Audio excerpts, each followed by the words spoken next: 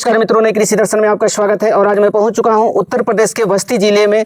और मेरे पीछे आप जो देख रहे हैं, इस डेयरी फार्म की शुरुआत जो है मात्र 30 दिन पहले जो है सर के द्वारा किया गया था। और सर जो है MBA की पढ़ाई किए। MBA की पढ़ाई करने के बाद 5 साल जॉब भी किए और जॉब छोड़ करके देसी गायों का जो है डेयरी फार्म शुरुआत किए। तो शुरुआत में इनको क्या क्या अभी परेशानी हो रहा है, क्या ये गलती कर चुके हैं और इन फ्यूचर जो है क्या इनका प्लान है, इनका पूरा इन्वेस्टमेंट जो है डेयरी फार्म में कितना हुआ है, काफ़ी महत्वपूर्ण जानकारी जो इस वीडियो में दिया गया है।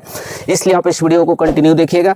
जानकारी अच्छा लगे तो इस वीडियो को एक लाइक जरूर कर दीजिएगा। और अभी तक आप हमारे चैनल को सब्सक्राइब नहीं किया है तो प्लीज़ इस चैनल को सब्सक्राइब कर लें, ताकि इस तरह की छोटी से छोटी जानकारी आपको इस चैनल पर मिलता रहे। मेरा नाम रवि पांडे है जी। मैं बस्ती जिला के रमुआपुर गांव का निवासी हूं। हाँ ये बस्ती से आपको 15 किलोमीटर पड़ता है जी। डुमरियागंज रोड पर। जी।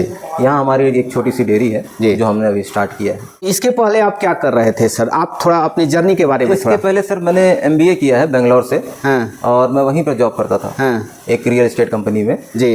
और उसके बाद फिर मैंने ये अपना डेयरी का जो बिजनेस है इसका मैंने प्लान किया जी 2015 में। मैंने प्लान किया था जी। और ये प्लान जाकर के 2025 में स्टार्ट हुआ है। तो ये डेयरी का प्लान आप एक अच्छे खासे जो है जॉब कर रहे थे सर, और फिर जो है इस गाय गोबर में फिर कैसे माइंड में आया आपके? सर ऐसा है कि जो हम 14 घंटे और 15 घंटे दूसरे के लिए काम करते हैं जी, ये हम 14 घंटे 15 घंटे अगर अपने लिए काम करें तो हमें लगता है कि उससे कहीं ज़्यादा आप इसमें अर्न कर सकते हो जी। और आपका एक बिजनेस रहेगा जो लॉन्ग लास्टिंग चलता रहेगा। तो डेयरी जो है लोग कई पर्पज से करते हैं। कुछ लोग भैंसों से करते हैं, कुछ HF गायों से करते हैं, कुछ लोग देसी गायों से करते हैं जी। तो आप HF और भैंस का डेयरी ना करके देसी गाय का क्यों चुनाव किया? सर देसी गाय का दूध जो होता है वो अमृत की तरह है, उत्तम होता है, जिसे कि वो आज के डेट में A2 मिल्क भी कहा जाता है मॉडर्न जमाने में जी।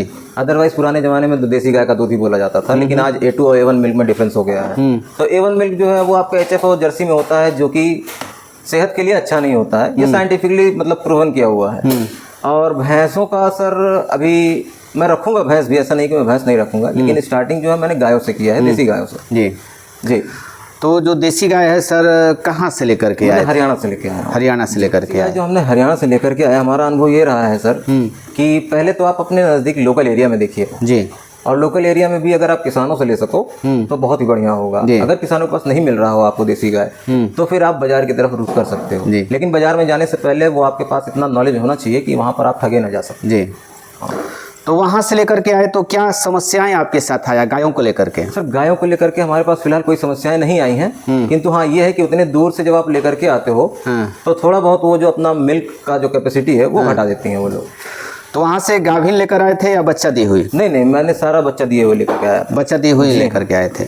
तो क्या वहाँ पर दूध एवरेज लेकर के आए थे सर? क्या बोला गया था वहाँ? जैसे ये गाय है हाँ, ये आपका साहिवाल में है जी, और इसका दूध 10 लीटर का था हमारा वहाँ पर जी हाँ। और यहाँ पर अभी ये आपका 8-9 पे जा रही है, मतलब ज़्यादा नहीं तोड़ रही है जी। 1 लीटर 1.5 लीटर इसी तरीके से जा रही है। ये है, ये सुबह शाम का मिला करके आपको 13 लीटर का दूध देती है हमें, वहाँ पर 14 देती थी। वहाँ 14 जी हाँ जी। उसी तरह ये है आपकी, ये भी आपका वही 8-9 दे रही हैं। इनका 10 का कैपेसिटी वहाँ पर था जी। इसी तरीके से सभी के हैं सर जी। तो क्या वहाँ पर एवरेज कॉस्ट पड़ गया था गायों को लेकर के सर? सर अगर आप एवरेज देखोगे, जैसे जो 10 लीटर वाली थी उनका किसी का 60 पड़ा, किसी का 62 पड़ा, किसी का 58 पड़ा, और जो 12, 13, 14 वाली थी उनका 75, 76 इस तरीके से रेट जी। तो वहाँ से गाय लेकर आने में कितना भाड़ा लगा सर? भाड़ा हमारा तकरीबन सर 70,000 के करीब में लगा। 70,000 पड़ा 9 गायों के लिए। 24 फीट का एक ट्रक था, वही बुक हुआ था हमारा। 70 हमारा पड़ा। तो वहाँ गाय खरीदने से लेकर भाड़ा तक कितना इन्वेस्ट किए सर? वहाँ गाय खरीदने से लेके भाड़ा तक का हमारा, आप समझिए कि वहाँ हमारे एक मित्र थे उन्हीं के घर पे हम रुके हुए थे जी। तो रहने का और खाने का हमारा कोई खर्चा नहीं हुआ। हमारा जो था खरीदने का और लेकर के आने का, उसी में कॉस्ट, ये कॉस्ट हमारा पड़ गया था तकरीबन 7 लाख के करीब। 7 लाख के करीब? 7 लाख के करीब। और फिर ये शेड जो बनाए हैं सर कितना बाई कितना का है? ये 60 बाई 40 का आपका शेड है पूरा। और इस जमीन को मेंटेन करने में, ऊंचा करने में और शेड बनाने में अगर आप देखोगे तो तकरीबन 12 लाख रुपए खर्चा हुए हैं। प्लस आपका इक्विपमेंट देखिएगा तो टोटल ओवरऑल टोटल हमारा डेयरी का सेटअप तैयार करने में, जानवर लाने में, सब कुछ करने में तकरीबन 22 लाख रुपए के करीब। 22 लाख रुपया लगा है। तो क्या आप गलती किए हैं या मतलब? नहीं, गलती तो नहीं कर सकते इसको जी, इसको कोई गलती नहीं कर सकते हैं हम। और जो पैसा लगा है, अगर आप ये सोचिएगा कि पहले दिन से हमने स्टार्ट किया और पहले दिन से ही मुनाफा कमाने लगे, तो ऐसा नहीं हो सकता किसी भी बिजनेस में, चाहे डेयरी हो या फिर कोई भी बिजनेस हो। बिल्कुल बिल्कुल। तो उसमें थोड़ा टाइम लगता है। आप ये समझिए कोई भी बिजनेस अगर आप 1000 डेज के लिए नो प्रॉफिट नो लॉस पर अगर आप काम कर ले रहे हो, तो आप समझिए कि आप वो बिजनेस चला ले जाओगे। लेकिन आप स्टार्टिंग से ही प्रॉफिट के बारे में सोचोगे तो आप नहीं कर पाओगे काम से। तो देसी गाय का तो रेट भी मिलना चाहिए सर? देसी गाय का रेट जरूर मिलना चाहिए। जैसे आप ये देखिएगा कि दिल्ली हो गए, कलकत्ता, मुंबई या फिर जो भी मेट्रो सिटीज़ हैं, जो शहर हैं, वहाँ पर आपको इनका रेट मिलेगा जी। लेकिन गांव के क्षेत्र में लोगों को अभी उतना जानकारी ही नहीं है, नॉलेज भी नहीं है। हाँ, आप ये कहिए कि डॉक्टर जो हायर लेवल पे हैं, जो एजुकेटेड हैं, उनको इस चीज़ का नॉलेज है कि A2 मिल्क क्या है और A1 मिल्क क्या है आज के डेट में, तो वो लेंगे भी।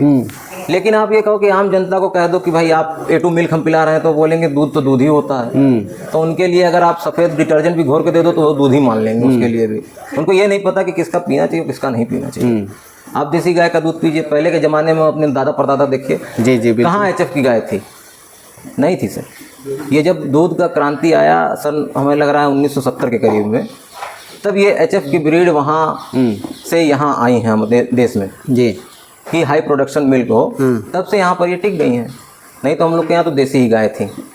तो गांव में आपका डेयरी फार्म है सर, रेट तो उस मेट्रो वाला सिटी वाला रेट वो तो मिलता नहीं होगा, तो फिर ये आप तो कमर्शियल तौर पे लिए हैं, बिजनेस के पर्पज से लिए हैं, तो फिर क्या रेट जा रहा है आपका? सर हमारा अभी यहाँ से आते हैं जो ग्वाले हैं, वही दूध के लेकर चले जाते हैं। हमें वो देते हैं 45 का, और यहाँ से जो मैं रिटेल का देता हूँ, ग्राहक आकर लेकर जाते हैं, उन्हें मैं 50 का देता हूँ।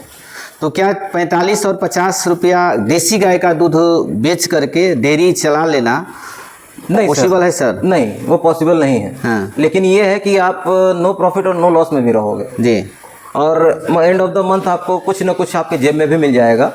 लेकिन आप ये सोचो कि लॉन्ग टर्म के लिए, तो लॉन्ग टर्म के लिए सर ये नहीं जी, आपको एनी हाउ आपको HF पे आना ही पड़ेगा जी। हाँ। तो 30 दिन में क्या क्या आप अनुभव किए सर? 30 दिन में अनुभव सर हमारा अच्छा ही रहा। इसमें ये अनुभव है कि इसमें मेहनत एक ज़्यादा है, और अगर आप मेहनत से पीछे नहीं हट रहे हो तो ये अच्छा काम है। प्लस आपके पास लेबर इसमें होनी चाहिए। लेबर इसमें एक सबसे अहम भूमिका निभाता है। अगर आपके पास लेबर नहीं है तो थोड़ी दिक्कतें का आपको सामना करना पड़ता है जी। तो 30 दिन हो गया सर, कभी आपके मन में ऐसा नहीं हुआ कि काश हम इतना पैसा लगाकर कोई अन्य बिजनेस किए रहते तो और ज़्यादा सही रहता? ऐसा अभी तो फिलहाल हमारे मन में अभी तक ऐसा नहीं है। जी जी, हमारे मन में ऐसा ख्याल नहीं है। तो इन फ्यूचर क्या प्लान है सर? देसी गाय पर ही रहना है या HF नहीं पर आना? सर, HF की तरफ जाना पड़ेगा। देखिए, अगर आपको कमर्शियल पे जाना है तो फिर आपको HF पे जाना ही पड़ेगा। प्लस अगर हमें वो रेट मिले जो सिटीज़ में मिलती हैं, तो कोई दिक्कत नहीं है। फिर आप इन्हें भी रख सकते हो, प्लस उनको भी रख सकते हो।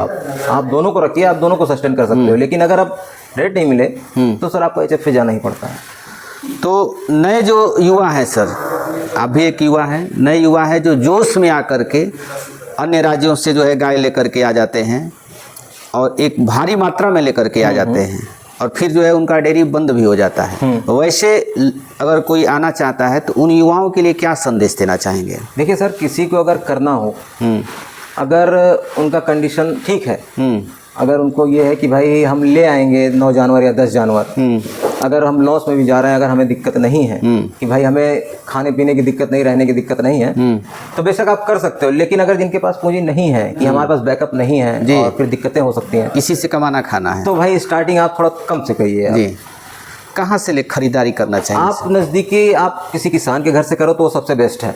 और अगर नहीं तो जहाँ जानकारी हो वहाँ से लीजिए, और नहीं मिल रही है तो फिर बाज़ार में जाइए जहाँ पर आपको नॉलेज होना चाहिए। अदरवाइज बहुत ज़्यादा ठगी होती है बाज़ार के अंदर, तो वहाँ सब सतर्क रहना पड़ता है आपको। जिसको नॉलेज हो आप उसको अपने साथ में लेके जाइए उस चीज़ जगह पर। तो कितना दूध हो जा रहा है सर अभी? हमारा 65 से 70 लीटर के करीब। 65 से 70। तो लगभग क्या अभी खिला रहे हैं सर? मैं सर शीतल का पशु आहार खिला रहा हूँ, मक्का खिला रहा हूँ, चना का चूनी और अरहर का चूरी है, और कैल्शियम और मिनरल मिक्सचर। मात्रा क्या होता है सर? सर फीड के ऊपर, उनका मिल्क कैपेसिटी के ऊपर हम देते हैं। लेकिन अभी नॉर्मल मैं सबको एक बराबर मात्रा में दे रहा हूँ। जैसे 2 किलो शीतल का फीड हो जा रहा है, 1 किलो आपका मक्का हो जा रहा है, आधा किलो चना की चूरी, आधा किलो अरहर की चूरी दे रहा हूँ, और 50-50 ग्राम दोनों टाइम मिनरल मिक्सचर हो जा रहा है हमारे, और 50-50 ग्राम कैल्शियम हो जाता है। तो जो चना का चूरी है सर, वो कैसे देते हैं, पका कर या कच्चा? नहीं, मैं भीगा करके देता हूँ। 12 घंटे मिनिमम भीगा रहता है सर। और फ्यूचर में ये है कि सर जब फ्यूचर में अगले साल तक जहाँ तक होगा मैं पका के खिलाने की व्यवस्था करूँगा। तो सूखा चारा सर पहले से स्टोर किए थे या अभी? जी हाँ सर, मैं पिछले 1.5 साल से उसको स्टॉक कर रहा हूँ सूखा चारा को, क्योंकि 1.5 साल से हमारा प्लान चल रहा है। जी, हरा चारा इतनी गायों के लिए कितना लगाए हैं? सर हम 2 बीघे में लगाए हैं, नेपियर 1 बीघे में है और 1 बीघे में आपका चरी है। जी जी। तो हरा चारा पर्याप्त मात्रा हरा में चारा हमारे पास पर्याप्त मात्रा में है। अब आपका बरसीन का टाइम आ जा रहा है, चरी खत्म करके बरसीन को लगाना है। जी। तो आपकी गाय पूरे दिन यहीं रहती है या बाहर भी निकालते हैं? नहीं सर, यहीं पे हमारी गाय रहती है, बाहर नहीं निकालते? नहीं, बाहर नहीं निकालते। और हम देख रहे हैं सर, ड्रम आप देसी तरीके से जो रखा जाता है, सिंपल तरीके से, जी। तो नाद न बनवाने के पीछे क्या रीजन? नाद सर देखिए, एक तो सीमेंट इनको नुकसान करता है और उसमें फंगस लगने के ज़्यादा चांसेस होते हैं। और ड्राम जो है ये सुबह खाती हैं, आप देखिए जैसे सुबह इनको दिया, ये खा लें, इतना खत्म हो गया, लेकिन इसमें से फिर भी कोई स्मेल नहीं है अभी। ये साफ रहता है, इसमें फंगस भी नहीं लगता, इनको नुकसान भी नहीं करेगा ये कुछ। एक ड्रम कितना का पड़ा होगा सर?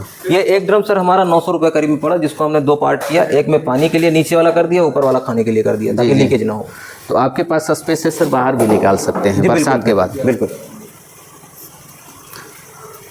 तो आपका हरा चारा किधर है सर?